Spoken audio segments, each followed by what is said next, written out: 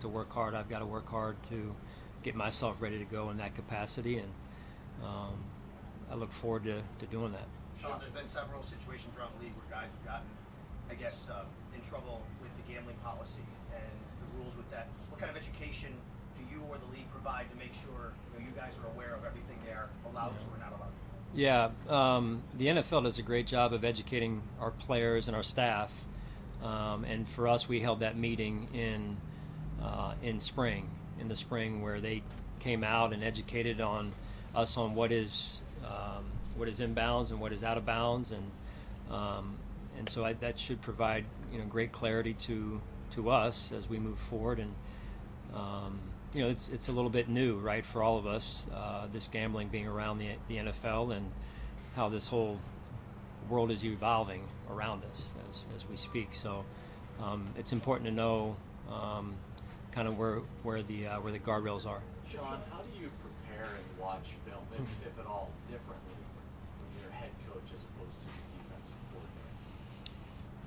Yeah, I mean, it's really just through a different lens. Sometimes it means, and it will mean, and it has in the past as well to some extent, but more so now, even going back through the film more than once. So there's a lot of film that we capture out here, and so that takes some time. So I'll go through it with the defensive staff when we're done practice. Usually I was able to hang out a little bit after practice, catch up with Brandon and Terry and our trainer Nate Bresky, and so sometimes that'll still be the case, but more times than not, if all goes well at practice, I need to get out of here and get back to stay on schedule with those guys, with the defensive staff, because then there's a follow-up meeting with the players to review the film, and then I'll have to come back and watch it from an offensive and special teams perspective as well. So it's just a little bit of extra work. More time in the lab, it sounds like. More time in the lab, yeah. You told us a few times when talking about that how excited you were to kind of do this again. Do you feel that more with training camp? Has that worn off since the early days, or like where are you feeling about that right now? Yeah, I think first and foremost, the staff has done a really good job of complimenting me in the way of offsetting when I'm not in that role of a head coach and I'm working. I'm pulled some other direction, whether it's Matt Wars with my assistant, Matt Smiley, who steps up during the situations that we run at practice. You guys saw that in the spring. Really, the staff overall has done a great job of making my job a little bit easier that way. And then I look forward to it. I told the defense last night that I'm excited about doing this. I think one of the byproducts that I saw in the spring was just getting around the team a little bit more. Sometimes as a head coach, as I think it was Kyle Williams used to tell me, you're kind of up in the behind the mahogany desk, right? That was his vision of it. I think it was Kyle. I think there is a piece of that that's accurate, that you're not always around the people that you really need to and want to be around because the job pulls you. So that'll be the pull for me, really, is making sure I'm I'm in both places at once. But I think the byproduct is getting closer and building closer relationships with the players and with the coaches, which I look forward to. Sean, do you have a mahogany desk? No, I don't subscribe to that approach. I was going to ask you said about coming into camp the way it used to be. It's evolved a lot through the years. Yeah. For a guy who's been around and done this for a while, was that hard to adjust to? And I'm assuming maybe even as the years go on, teams are doing, I'll say less, but less strain on the players because you're ramping up for an entire long season. Is that tough to adjust to, and do you even adjust more this year maybe than you even did last year with getting the players ready more than, let's say, working them harder in training camp? Yeah, I think just overall it's the evolution of sports science and integrating that into what we do, analytics as well, which I'm a believer in. Obviously, it's not the answer, but it's part of the answer that we come to as a staff. Always trying to put them in a position to be the best version of themselves. I know we say that a lot, but that's, I think, part of what that is. Does it get frustrating at times? Yes, because you feel like you've done enough of it and you want to be able to get into some other parts that they're going to have to execute, come game time, but all things in due time. Now, Sean, speaking of adjustments, DeMar Hamlin adjusting back to everyday practice and preparing for full contact. He's been cleared for full contact, and that's a question. Has he been cleared for full contact? And do you expect any trepidation from him or his teammates when it comes down to that first moment of full contact? Yeah, with DeMar's situation, like I mentioned in the spring, he has our full support and always will, and then we'll continue to take it one day at a time, and we'll go at his cadence. At this point, he's full go, and we'll take it one day at a time. So I think that's the best approach. Hey, Sean, with Gabe Davis, how much confidence do you have that he can take a step forward this year through that song? Yeah, extreme confidence in Gabe. He's one of our hardest workers. He loves football. He's passionate about it, and when you follow that up with the work ethic, good things happen. And so, I know there's been a lot written about last season and all that. He's a good football player and will always be one. And I'm excited to watch him this season. Sean, I know every year's a reset, but considering everything that went in even beyond football a year ago, is it maybe extra refreshing with this reset, looking forward to 2023 and putting everything of 2022 behind? Yes, to an extent. I don't think we definitely look kind of in the what's ahead of us as opposed to what's behind us. But those experiences you take with you from a learning standpoint and a wisdom standpoint. I think we all went through that, right? So whether it's DeMar's situation or many other things that we went through, I think it makes you stronger as you go forward. And that's a lesson for my kids. It's a lesson for everyone out there. It's part of who we are, and it makes you stronger moving forward. Sean, we talked a lot about taking a step forward from rookie year to year two and kind of like what goes into that. Is there anything specifically for Kyer you're kind of looking for him to do in camp, like things specifically you're looking for him to do? Well, I think that those conversations take place directly between myself, Kyer, and his position coach. Is just continue to grow, really, more than anything. He works extremely hard. This game's important to him. Being good is important to him. And so he has the DNA that way, and now he goes out there and he competes, and just like the rest of them do. So it's going to be a learning opportunity starting this morning, and he'll continue to grow. Sean, with regard to middle linebacker, you had said, I think it was during OTAs, that you're going to wait till the pads go on, that's when you truly evaluate. That probably applies to a lot of positions out here. What's your timetable for making a decision as you enter training camp? Because it is vital from a communication and rep standpoint. Yeah. How do you see that? Yeah, I don't want to really put a kind of a hard stop on when that's going to be declared, when that decision is going to be made. You're right, though. There is value to making that sooner than later. We'll know when we know, and so we've got to let that play out a little bit here at camp and get into the pads and see who leads the defense the right way, and because that's also a big piece of that position.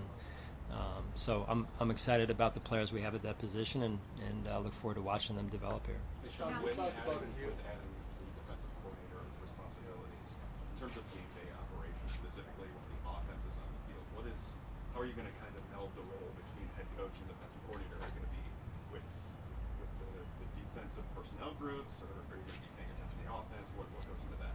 Yeah, so I've thought through that. I think it'll be a little bit of an experience, that first preseason game, quite honestly, Joe, with going through it firsthand. I've done my research on it, though, and also thought through it pretty extensively to this point. So, obviously a lot of the situations that do come up are offensively related situations, so you want to be up there, bless you, with the offense when they have the ball.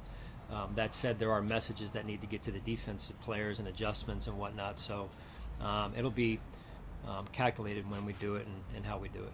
Is research for that, like talking to other coaches who have, taken the job from head coach to adding that on? Like what kind of research can you do in figuring out? Yeah, I mean, I think some of that is in addition to the strengths of your own staff, in this case my staff, our staff here, and then it's always trying to fill out where you're most needed, I think, too, at the end of the day, and using your instinct. Sean, What's did you on your about Floyd Sean? now that you've spent more time around Leonard? do you see him making an impact on this team, whether it's on the field, in the locker room, like what does he brought to it? Yeah, we're excited to have Leonard. You know, he got here, really arrived late in spring, so it was only a couple weeks where he was around us. So I think that's one of the areas, and we've got questions that we have to get answered at camp, right, like any team. And middle linebacker, corner, in this case with Leonard, specific to your question, that that relationship has to grow so that we get to understand what he does best, and he understands our system, the intricacies of our system. You know, just because I think he arrived 2 weeks to go in spring or somewhere thereabouts. So that'll be a kind of this will be a getting to know time for us as well as it is for him. Sean, you guys have to preach patience to Vaughn because he's such an optimistic and positive person. I mean, he's already talking about when he can come back. For you, how do you navigate that? Because obviously you want him to get back as soon as possible, but you don't want to get back too soon. Yeah, he's been through this before. So I have full trust and confidence in Vaughn, whether it's playing football or, in this case, rehabbing and getting himself back to where and when he's ready. So, he's not one to slow down intentionally just to slow down. He wants to be out there. But I also have to trust him and our trainers to know when that time is exactly. And so, we're kind of going at his cadence as well as Nate's cadence on it. And I wish I could heal as quickly as he's healed. I got little cuts and they don't even heal as fast as he's been healing off an ACL. So I'm fully confident that he'll be ready. Sean, what's been your message to the team about managing your own goals and expectations going into a season where you want to try and get over the hump and make that wrong goal at the end of the season, but that's so far away? How do you talk to the team about that? Yeah, I mean, we have goals. I'm not going to get into what they are. I think really the goals need, come from the team. They're derived from the players, and they take ownership of those goals. And our leadership, our guys do a great job of leading our team. So right now it's about taking it really one step at a time, one day at a time. As you guys know, tis the season for a lot of projections and talk, and I'll let you guys live in that world. We live in the world of one day at a time and one snap at a time. So that's really what we're here to do, is put one foot in front of the other, work hard, answer the questions we have with our roster, some of the position battles. I'm excited to watch those develop, and just get down to playing good, solid, fundamentally physical, hard-nosed football. Josh, Sean, acknowledging. you talked about Josh showing more focus or being refocused or a new determination about him. He spoke about having a sense of the window closing on some of the older guys and maybe on this team in some ways, and especially with the older guys. What do you appreciate about that? And is that might be something you see in him and as a step forward? You always ask these multi-layered questions, John.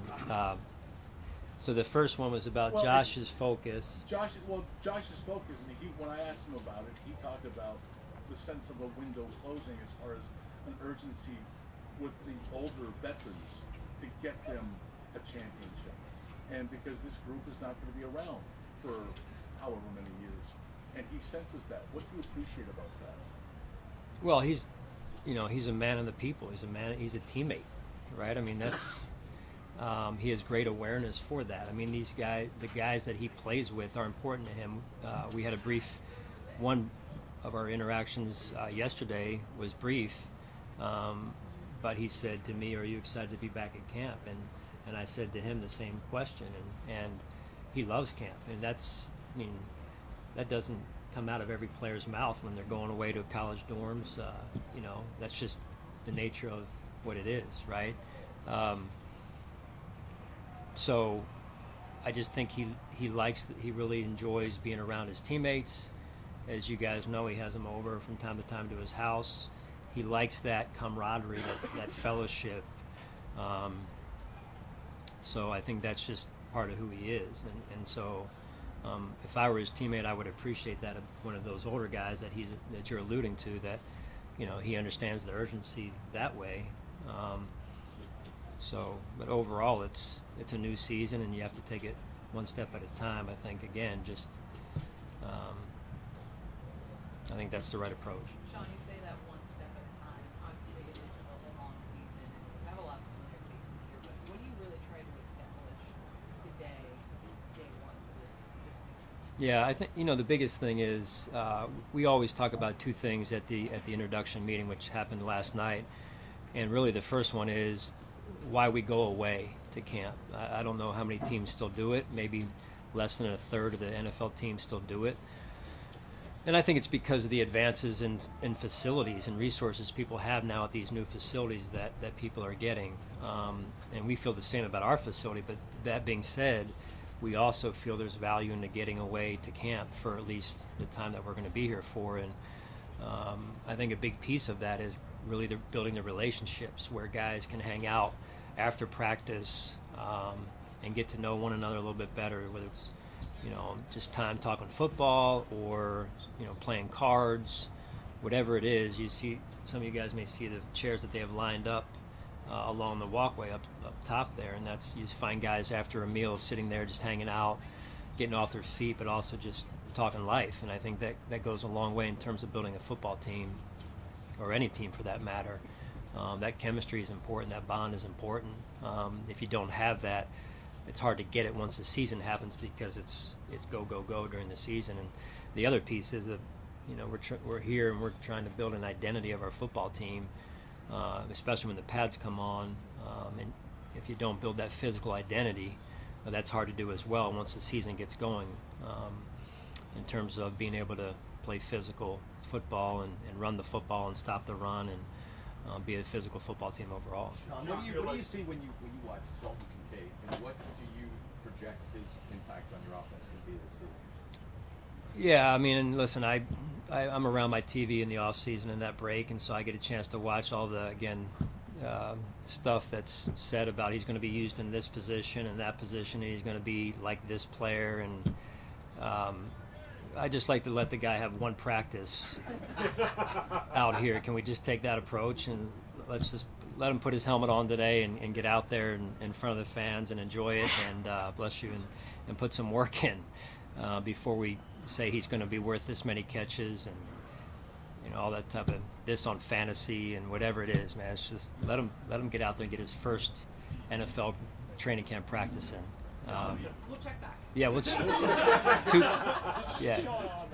have a lot of vets in this locker room, obviously, but what's your message to the young people, the young players who want to be go right out of the gate, right? They want to be 100%, they want to be to where they are at the end of the season, the training camp. How do you preach patience to them, the young guys who are just coming in for the first or second time? Well, I think you got to be really internally focused. I think that's where it starts. If you're out there and you're counting numbers at my position, at your position, and you're saying, hey, well, they're probably only going to keep 5 at my position, and there's 7 guys here, and you start, kind of doing the calculation in your head. I don't think that's a healthy mindset. We talked last night about that, and I think there's really, this time of year in camp, there's really 2 types of players: the players that are just trying to get through one day, and there's players who are trying to get themselves ready for the season. And usually those guys are more the veteran players who have been through it. But some of the young guys, they know the situation. They've heard stories. And the best thing they can do is, again, like I said, stay internally focused, control what they can control, and come out every day and compete. Sean, when you talk about the middle linebacker position, the communication side of it, is that a responsibility, wearing the green dot on the plays, that you definitely want to have with your middle linebackers, or would you be comfortable giving that to another position like some teams have done around the league? Yeah, ideally, I'd like it to be the middle linebacker, but I'm open. If it isn't, it isn't. That's okay too. So I'm open to whatever comes to be the best for the team. Coach, where do you see James Cook in the backfield, like his role for this year? Where are you looking forward to the end? Yeah, again, roles to me are defined a little bit more once we get to cut down time. Right now, it's, hey, go out there and compete and continue to grow as a football player. I mean, he's just in his second year now, so we'll see how that competition plays out. Outside of the campus here at St. John Fisher, what's your favorite part of the Rochester area? Oh boy, I've got Do you have a favorite part? Oh yeah, I mean, first of all, the area is Pittsford area is absolutely beautiful. in the surrounding communities, the fan support. I like Pittsford Dairy as well, which I've seen a couple of you there, maybe some of you more than once. So you just need a little bit of checks and balances on that for you guys, right? I've never been there, Sean. Get off my case. What's your flavor? I go with a a chocolate milkshake, but a chocolate malt. I think not everybody has malts these days, and I'm kind of an old-fashioned ice cream guy. I think I got that from my mom. She was like malts when I was growing up. So We'll see you there. yeah, I'll be there a few times. But you can't report that though. Thanks, guys. Thanks, Sean.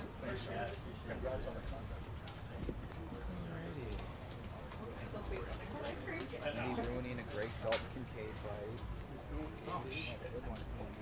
Why didn't you ask me? I did What? not think about it. Contract extension? We'll get him. Alright, guys. Well, I barely got into my question.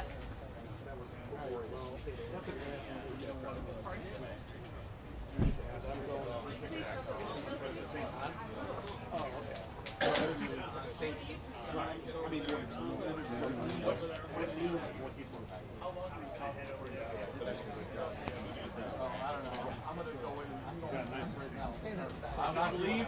No, I'll do part of it. But, Early bird gets the worm, man. I'm gonna do That column had to I be turned my recorder off. essentially no I can't blow it all the first indication that that was I'll gonna do it happen the first 10 or 12 minutes. whatsoever. Okay. Right, but how long, do you remember how long you talked? Hey, V. Oh, so that is, I just missed, okay, got it.